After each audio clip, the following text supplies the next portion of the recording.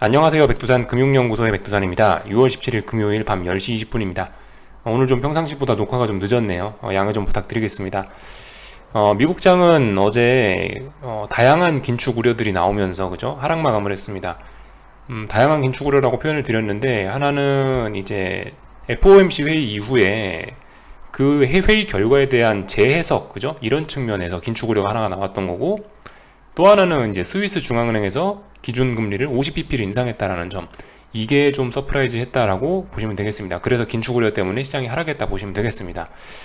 근데 아무튼 계속 말씀드리다시피 이 자리는 지금 굉장히 애매한 자리에 와 있어요.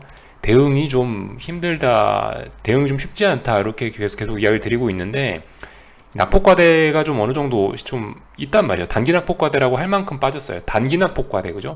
장기 낙폭과대가 아니고, 장기적으로는 더 빠질 수 있지만 단기적으로 최근에 움직임이 급격했다라고 이야기를 해드리는 거고, 그렇기 때문에 언제든 반등이 나와도 솔직히 이상하지는 않다라는 생각입니다. 뭐 예전에 그래서 다양한 지표들을 보여드렸죠. 왜 단기적으로 왜 단기적으로 낙폭이 과하냐, 5일선과의 이격, 이런 것들 생각해 보실 필요가 있겠죠. 혹은 RSI 같은 그런 지표들이나 이런 것도 확인을 할 수가 있을 거고요. 그런 점들 하여튼 좀 말씀을 좀 드려봤습니다. 그래서 이제 반등을 하는 게, 반등을 해도 자연스럽고, 솔직히 여기서 근데 더 폭락도 할 수 있는 그런 상황이에요. 아직까지 어떤 지지력을 전혀 보이고 있지는 않거든요. 그렇기 때문에 지금 대응이 굉장히 어렵다라고 말씀드리는 게 맞을 것 같아요. 이런 애매한 상황 지속하고 있는 가운데, 이제 오늘 그죠? 한국 증시, 아시아 증시도 긴축 우려라고 해서 일단 전반적으로 하락을 하긴 했습니다. 중국 증시는 요즘에 전 세계에서 가장 강한 모습을 보이고 있는데, 솔직히 잘 이해는 잘 안 되지만, 일단 보이는 대로 받아들이자라고 이야기를 해드리고 있습니다. 아시아 같은 경우 어쨌든 근데 전반적으로 분위기가 뭐 나쁘지는 않은 것 같아요. 장중의 흐름이 말씀드렸다시피 오늘 아침에, 그러니까 어제 스위스 중앙은행의 기준금리가 있었다라고 했는데, 스위스 중앙은행이 기준금리를 인상하면서 나타난 변화가 뭐다? 달러가 약세로 전환됐다라는 거거든요. 어제 달러가 1% 급락했다. 그런 점이네. 1% 달러가 급락했다라는 점이 오히려 어떤 아시아 금융시장의 하방 경직성을 만드는데 좀 일부 도움을 준 것 같긴 해요. 그런 점들 아침에 그 이야기 드렸죠. 그런 것들이 좀 아시아 시장에 영향을 미쳤다라고 보고 있습니다. 근데 아무튼 중요한 건 다 같이 하락 추세예요. 다 같이 하락 추세. 다만 이제 중국 증시 하나 빼고요. 중국 증시 하나 빼고, 중국 증시와 좀 독특하니까 어쨌든 요즘 계속 잘 살펴볼 필요가 있을 거예요. 중국 증시 같은 경우는 여기 보시면 중요한 어떤 지지선 자리를 오늘 재차 확인하면서 하방 경직성을 강화시켰죠. 더 오른다고 보는 게 맞아요, 그죠? 딱히 아직까지 이상한 거 없습니다. 이렇게 잘 진행이 되고 있어요. 그죠? 뭐 나머지는 특별히 이상한 거 없습니다. 뭐 일본이라든가 한국 같은 경우 이렇게 아래 꼬리 달면서 하방 경직성 보이고 있는 모습이 나오고 있어요. 위안화, 사실 환율 시장 같은 경우는 이제 뭐라고 해야 되나, 그죠? 달러가 어제 급락했는데도 불구하고 일단 오히려 오르는 모습들을 보이고 있거든요. 뭐 사실 그러니까 지금 이런 부분이 중국 증시도 애매한 좀 부분이긴 합니다.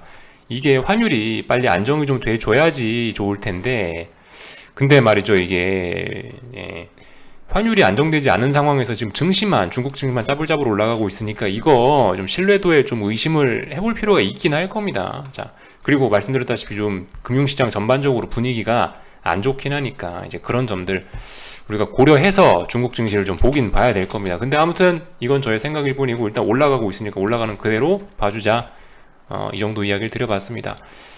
뭐 나머지는 특별히 오늘 사실 점검할 게 없는 것 같고요. 한국 증시도 그렇습니다. 계속 애매한 자리에 와 있는데, 계속 애매한 자리에 와 있고, 그 와중에 이제 그죠, 유럽 긴축이라고 하니까 달러가 약세가 나왔고, 달러 약세가 나오니까 그나마 장중에 좀 낙폭을 회복하는 듯한 이런 모습이 나왔습니다. 근데 아무튼 계속 하락 추세죠. 하락 추세고, 중요한 저항이 어딥니까? 320자리가 이제 저항이 됐죠. 최소한 320은 돌파 한 짝 해야 이제 뭐 탄력적으로 반등을 한다, 이런 이야기를 할 수 있을 거고, 아무튼 오늘 양봉을 달고 이렇게 했지만 어쨌든 하락 추세예요. 어쨌든 하락 추세니까 뭐 여기다 대고 우리가 뭐 반항을 하거나 그럴 생각은 하지 말고 그냥 시세를 있는 그대로 받아들이면은 그게 가장 좋을 것 같습니다. 삼성전자도 뭐 그렇습니다, 그죠? 일단 하락 추세 진행 중이고요. 단기 낙폭 과대 냄새는 납니다만 일단 그냥 하락 중이니까, 얘가 탄력적으로 이제 더 올라가려면 최소 67,000원 정도는 돌파 한 짝 해줘야 될 겁니다. 근데 이런 자리 지금 돌파 한 짝 하지를 않았죠. 그러니까 계속 하락 추세 뭐 진행 중이다 라고 생각하시면 되겠습니다. 근데 이제 말씀드렸다시피 물론 하락 추세니까 받아들이자고 이야기는 해드렸지만은 변곡이라는 거를 잡는 노력은 우리가 투자자로서 공부를 하는 측면에서 해볼 가치는 있어요. 일단 오늘 양봉으로 마감했으니까요. 계속 지속적으로 여기 59,500원 정도 자리, 오늘의 저점이죠. 예, 여기가 지지력을 형성하는지 이런 부분을 우리가 위주로 좀 보시면 될 것 같고, 그러니까 변곡을 만드는지 안 만드는지. 그리고 여기 보시면 315자리가 오늘의 어떤 시가로서 중요한 자리가 만들어진 거거든요. 그러니까 이 자리가 이제 앞으로 계속 지켜질 수 있는지 여부가 중요합니다. 만약 변곡을 내가 노리겠다라고 하시는 분들은 그런 자리를 위주로 보시면 될 거예요. 오늘 만들어 놓은 시가를 기준으로. 예. 물론 이제 제가 핑계는 그럴듯하게 스위스 중앙은행의 긴축 때문에 양봉이 저렇게 만들어졌다라고 이야기는 해드렸지만, 기술적인 측면에서 보면은 솔직히 단기 낙폭 과대 우려가 좀 있기 때문에 이런 식으로 양봉 올라오는 거가 자연스러울 수도 있는 거란 말입니다. 그죠?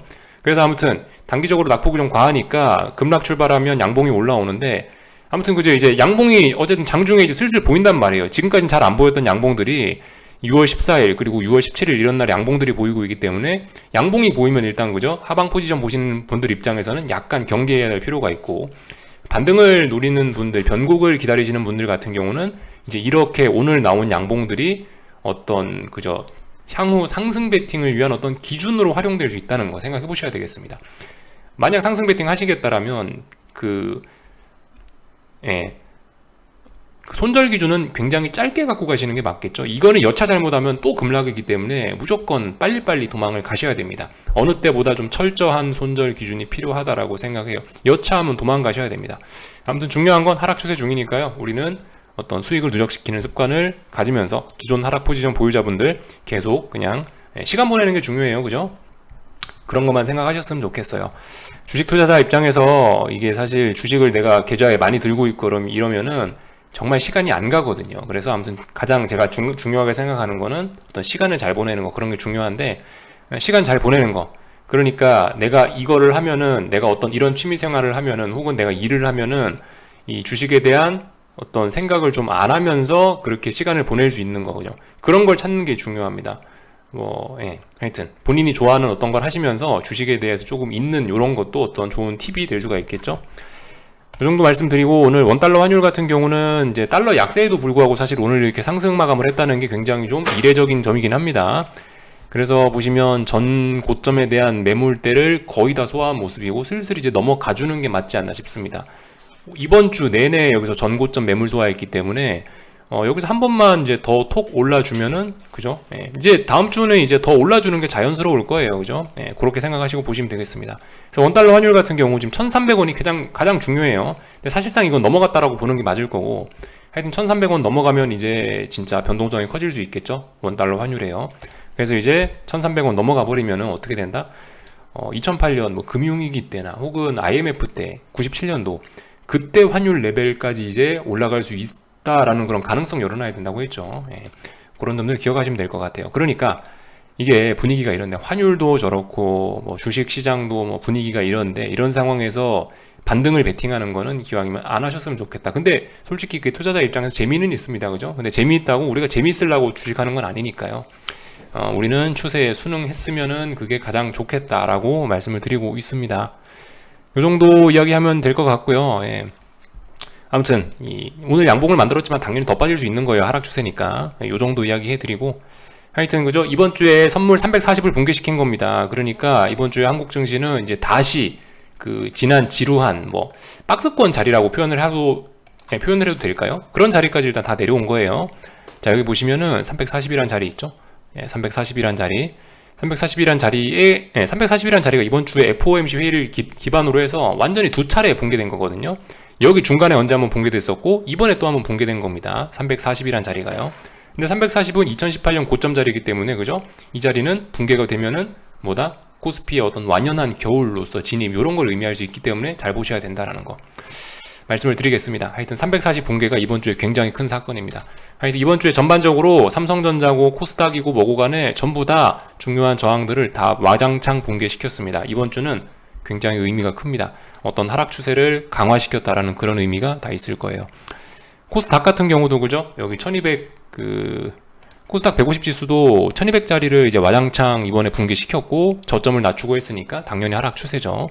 그죠? 근데 아무튼 당분간 다 같이 어떤 이 뭐라고 해야 될까요? 좀 단기낙폭 과대 우려가 있는 자리이기 때문에 이 투자자들이 대응하기는 난이도가 쉽지 않다라는 거. 반등을 기다리거나 아니면은 차라리 대폭락을 기다리는 게 좋을 수 있다라고 이야기를 해드리고 있습니다. 이 정도 좀 짧게 하고요. 저기 미국 증시 같은 경우는 오늘 그죠? 여기 저항 테스트 하시면 되겠습니다. 여기 3710 그리고 11250짜리 저항 테스트 오늘 진행하겠죠? 근데 뭐 넘어갈지 안 넘어갈지 모르겠는데 넘기가 쉽지는 않습니다. 왜냐하면 이 자리가 지난 4거래일 동안 지켰던 자리이기 때문에 S&P와 나스닥 일단 쉽지는 않을 거라 생각하고 일단 보시면 되겠고요.